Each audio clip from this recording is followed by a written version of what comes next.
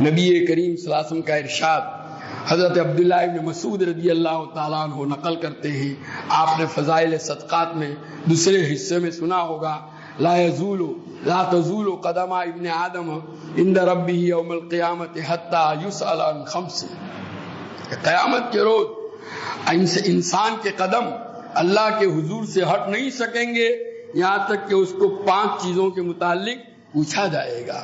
ان عمرہ فیما افنا، زندگی کے متعلق کہ یہ زندگی تم نے کہاں کھپائی، اور وان شبابی فیما ابلا، اور جوانی کے متعلق کہ جوانی کی ان اوقات کو آپ نے کہاں پر استعمال کیا، کہاں اس کو پرانا کیا، کہاں خرچ کیا اس کو۔ وان مالی من این اکتسبہ وفیما انفقہ، اور مال کے متعلق کہ کہاں جو ہے اس نے کمایا اور کہاں خرچ کیا۔ وماذا عمل فیما علم، اور جو علم تم کو ملا تھا اللہ کی طرف سے، جو معلومات دی گئی اس پر کتنا عمل کیا۔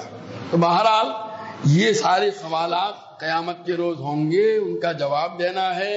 ہمارا ایمان ہم کو یہ چیز بتلاتا ہے، اس لیے ہمیں اپنی زندگی کو دراصل بامقصد بنانا ہے۔ کہ ہمیں یہ سمجھنے کی ضرورت ہے کہ ہم دنیا میں کیوں آئے ہیں، دنیا میں ہمیں کیا کرنا ہے، اور دنیا کی زندگی کو کس طرح گزارنا ہے۔ اللہ تبارک تعالیٰ نے یہی بتلانے کے لیے حضرات انبیاء علیہ الصلوۃ والسلام کو بھیجا۔ نبی کریم صلی اللہ علیہ وسلم آخری نبی ہیں، آپ کے قرآن کے ذریعے سے ہمیں یہ ساری باتیں بتلائی گئی۔